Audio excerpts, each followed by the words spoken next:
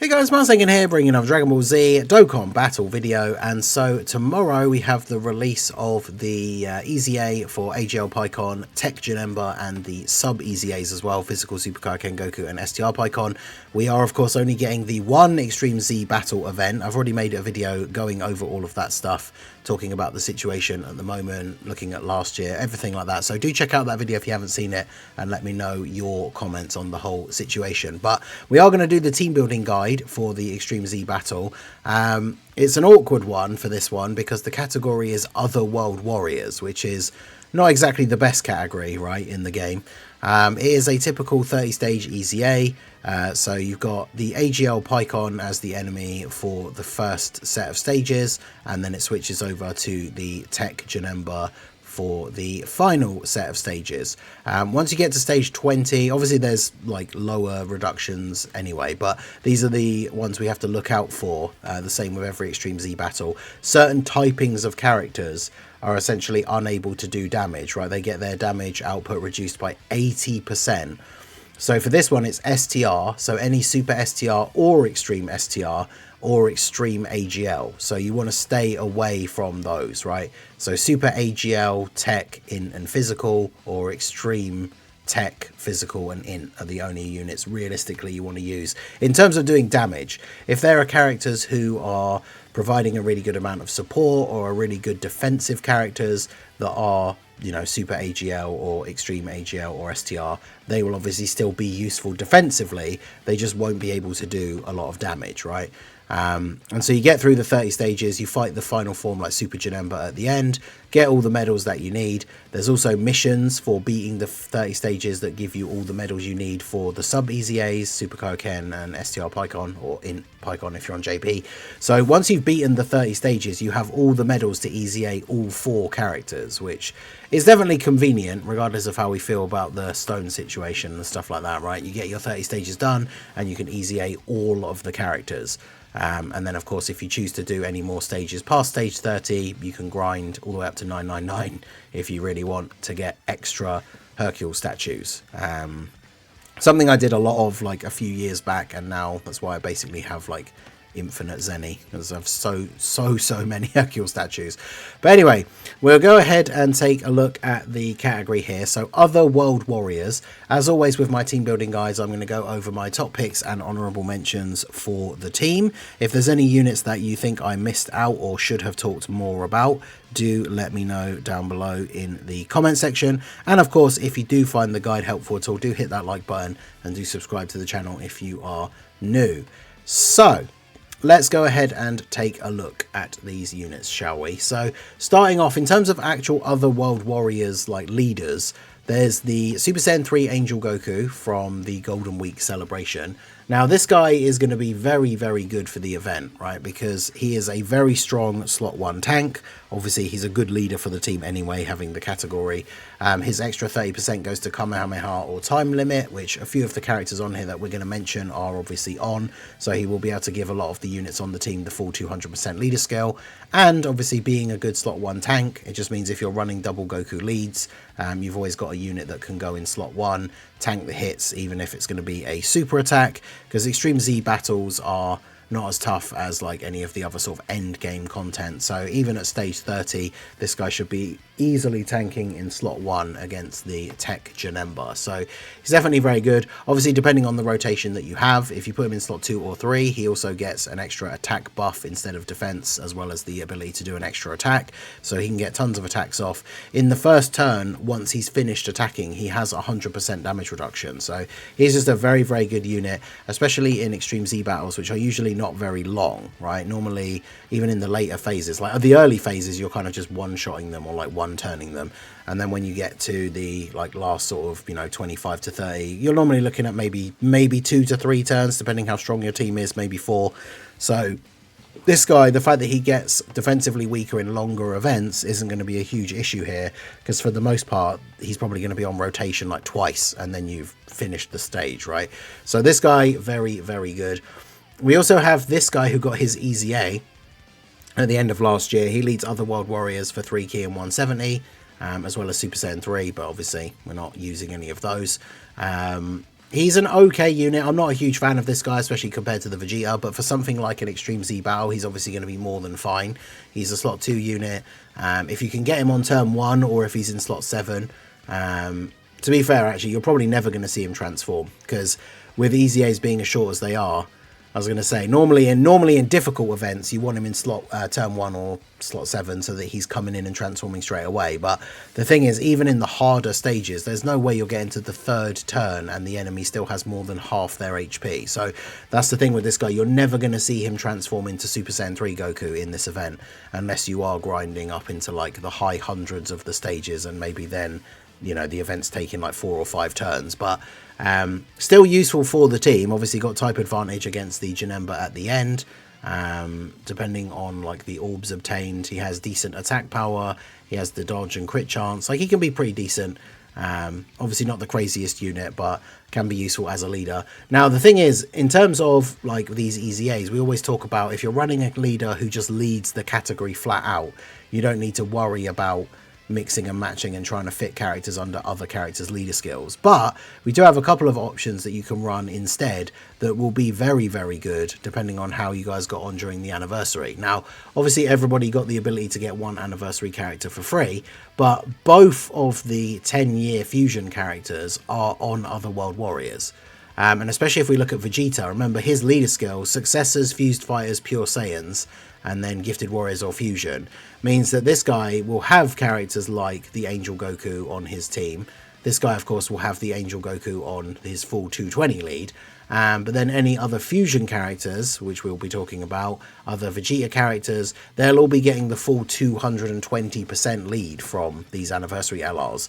And then even at the worst case, like say you're running this guy as the leader and you are running Super Saiyan 3 Angel Goku, and he's only getting the 170 lead from this guy, that's still more than good enough, right? So this guy works very, very well as a leader for the team, especially with some of the other units that we are going to talk about here. So either of the 10th anniversary units probably are the ideal leads if you're able to build the rest of the team under their leader skill. Obviously, Otherworld Warriors is kind of a weird category, so if you're using some of the non-Saiyan characters that we'll talk about here, then they wouldn't fit under these guys' leader skills. But as long as you can build a team, like if you've got both of these guys, you're looking good straight away. If you can start off the team with both these guys and then the Angel Goku, you're already off to a great start, right? And then we have characters, again, depending on how you got on during the anniversary, whilst not the craziest unit for the difficult endgame content, the Int Frieza is on Otherworld Warriors, and considering the final phases are against a tech enemy, like this Frieza, even in slot 3, he's just going to be able to do a decent bit of damage and help you take out the boss nice and quick. Despite, like I say, his weaknesses in the most difficult endgame content, he will be perfectly fine in an Extreme Z battle. And of course, you know, because he's Frieza plus Goku, so he's on all these categories. Chances are, you know, you won't get to see him exchange into the Goku again unless you go super deep into the event stage-wise, past stage 30, because you have to get to turn 4.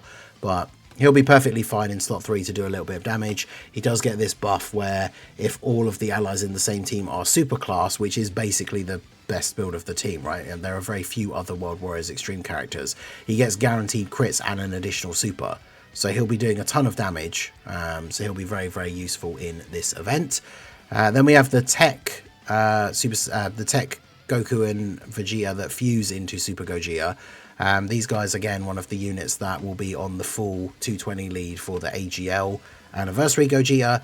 These guys are very solid. They have damage reduction, they change orbs, they can do some decent damage. You're probably not going to see the fusion because, again, starting from turn 4, but these guys will just be a solid unit you throw on the team.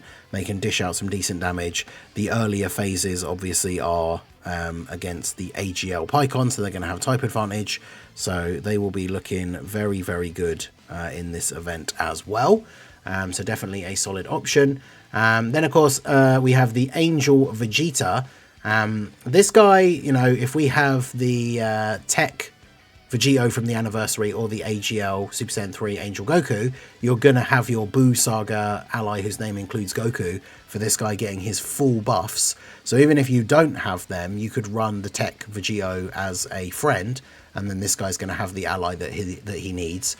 His EZA is pretty solid in terms of just an all-out damage dealer, so he's a character that can go in slot 3 potentially if you've got the 10-year fusions and like the Angel Goku. This guy will just be there at the end of the turn to do some big damage, but he does tank well after he supers as well, especially in an event like this, which isn't going to be super difficult, right? So even taking like a super at stage 30, as long as he's attacked first, he should be fine. And yeah, with a Goku ally, he's going to be doing some big damage. And then I thought we'd give these guys an honorable mention because, of course, they are the OG, like LR, Goku and Vegeta that fuse into Gogeta. You know, it was fun using these units again when they got their pre-anniversary special buffs, but those are of course gone now, so this unit not particularly great. I would imagine if you're using them on the team in the later stages, they could potentially start taking a bit of damage, but they're obviously going to be a useful final addition because this category being as small and having as limited options as it does means that you are potentially going to be in a situation where you can easily pick the first like 3 or 4 units for the team, and then you've just got to throw whoever else you can in those 2 final slots. And so these guys would still be an okay choice for that. At least they're going to link up well with the rest of the team. They don't share the same name with any of the other characters, which is also something you have to think about for EZAs. You can't use any units with the same name. So then we have the... I threw this guy in as an honorable mention because he is super STR. So that means that he will be getting the damage nerf. However, once you get into the later half of the event and we're fighting Janemba, you're fighting an extreme class character, so he has guaranteed guard.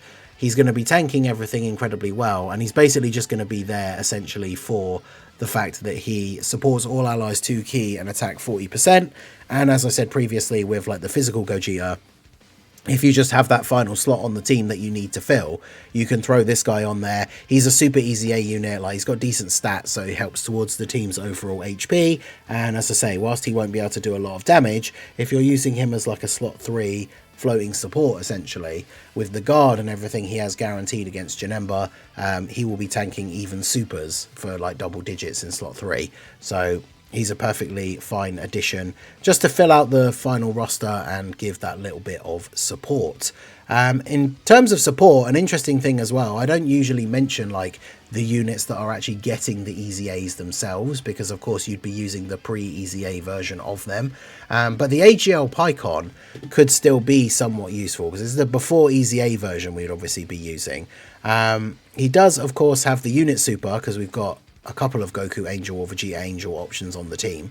But if we're getting the orbs, he's giving support. With the Rainbow Orb, he has the high chance to dodge. Now, obviously, against the TEQ Janemba towards the end, like if you get to stage 30 and this guy takes a super, then he's going to be taking a lot of damage.